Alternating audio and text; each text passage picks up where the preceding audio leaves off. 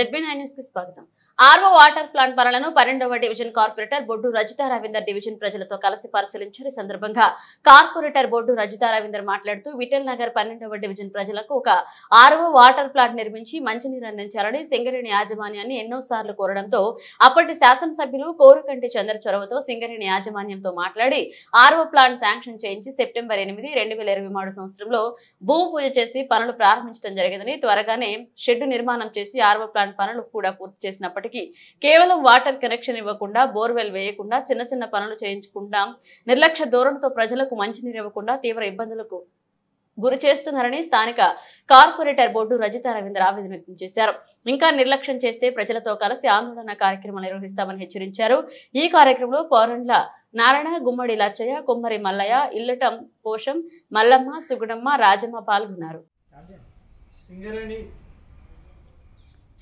ప్రభావిత డివిజన్లో అయినటువంటి 12వ డివిజన్కు మాకు నీళ్ళ సౌకర్యం కల్పించాలి, సురక్షిత మంచినీటిని అందించాలి, ఆర్ఓ వాటర్ ప్లాంట్ పెట్టి మా డివిజన్లో ఉన్నటువంటి ప్రజలకు తాగునీటి విషయంలో ఎలాంటి ఇబ్బందులు కలగకుండా చూసుకోవాల్సిన బాధ్యత సింగరేణి యాజమాన్యం మీద ఉన్నదని చెప్పి ఎప్పటికప్పుడు ఒత్తిడి తీసుకొచ్చిన నేపథ్యంలో దాదాపుగా సంవత్సర కాలం తర్వాత మా పోరాటం తర్వాత, మా డివిజన్ ప్రజల పోరాటం తర్వాత గత సంవత్సరం సెప్టెంబర్ 8వ తారీఖు నాడు 2023 సంవత్సరంలో ఉన్నటువంటి జిఎం గారు చింతల శ్రీనివాస్ గారు, అదేవిధంగా రామగుండం మాజీ శాసనసభ్యులు కోరుకంటి చంద్ర గారు, అదేవిధంగా ఇక్కడ ఉన్నటువంటి స్థానిక కార్పొరేటర్, తర్వాత మా డివిజన్ ప్రజలందరి సమక్షంలో శంకుస్థాపన చేయడం జరిగింది. దాదాపుగా సెప్టెంబర్ 8వ తారీఖు నుంచి ఇది జూన్ 10వ తారీఖు వచ్చింది ఈరోజు. అంటే దాదాపుగా 9 నెలల కాలం గడిచినప్పటికీ కూడా ఒక ఆర్ఓ వాటర్ ప్లాంట్ను దీని పనిని పూర్తి చేస్తలేరు అంటే చాలా ఘోరమైన దుస్థితి సింగరేణి యాజమాన్యం. ఎందుకంటే ప్రజలకు సంక్షేమ విషయాలుగా నీళ్లు అందించడంలో వాళ్ళకి శ్రద్ధ లేదు. అదేవిధంగా వాళ్లకు ఓపెన్ కాస్ట్లో బొగ్గు తీసుకోవడానికో ఉత్పత్తి చేసేటువంటి వాటి మీద ఉన్న శ్రద్ధ ప్రజలకు నీళ్లు అందించాలనే సోయి లేకుండా పోయింది. ఎక్కడ చూసినా కూడా ఇళ్లలో సింగరేణి పంపులు వస్తలేవు. ఒక పక్కన మా క్వార్టర్స్ ఉన్న ప్రజలకు దగ్గరలో ఉన్నటువంటి హోటళ్లకు సరిగ్గా దినం తప్పి నిర్వహిస్తున్నారు. వారికి మనం నీళ్లు లేవు, సింగరేణి క్వార్టర్లకు ఇయ్యరు, ఇక్కడ మా ప్రజలకు ఇయ్యనటువంటి పరిస్థితి ఈరోజు చూస్తూ ఉన్నాం. ఎందుకు ఇంత నిర్లక్ష్యంగా వ్యవహరిస్తున్నాం? ప్రజల ప్రాణాలన్నా, ప్రజలకు మంచినీళ్ళు ఇవ్వాలన్న సోయి ఎందుకు లేకుండా పోతుంది?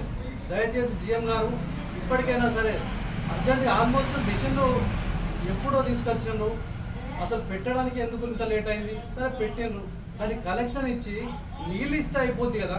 ఆ నీళ్ళు ఇవ్వడానికి కూడా ఎందుకు ఇంత అశ్రద్ధ వహిస్తున్నారు? తప్పకుండా జిఎం గారు మీరు త్వరగా నిర్ణయం తీసుకొని ఈ క్షణమే మీరు యుద్ధ ప్రాతిపాదికన ఆయుధ పనులు కూడా మిగతా చిన్న చిన్న పనులు ఉన్నాయి, ఆ పనులన్నీ కూడా పూర్తి చేసి మా 12వ డివిజన్ విఠల్ నగర్కు దాదాపుగా ఇక్కడ ఉన్నటువంటి సింగరేణి క్వార్టర్లకు ఎవరికైనా దారి పాయింట్ వేయడంలో కూడా ఇక్కడ మంచినీళ్ళ సౌకర్యం కలుగుతుంది.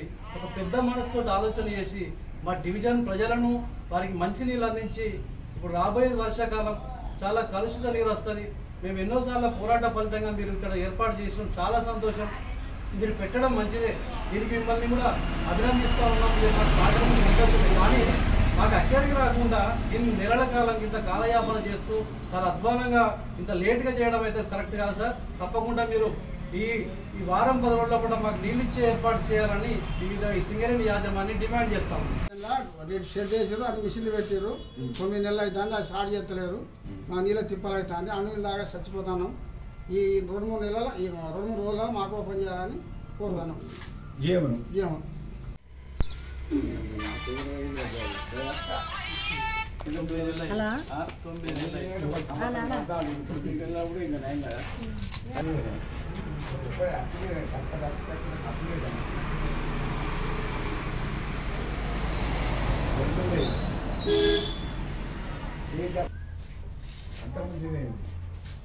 ఓపెన్ చేయాలి.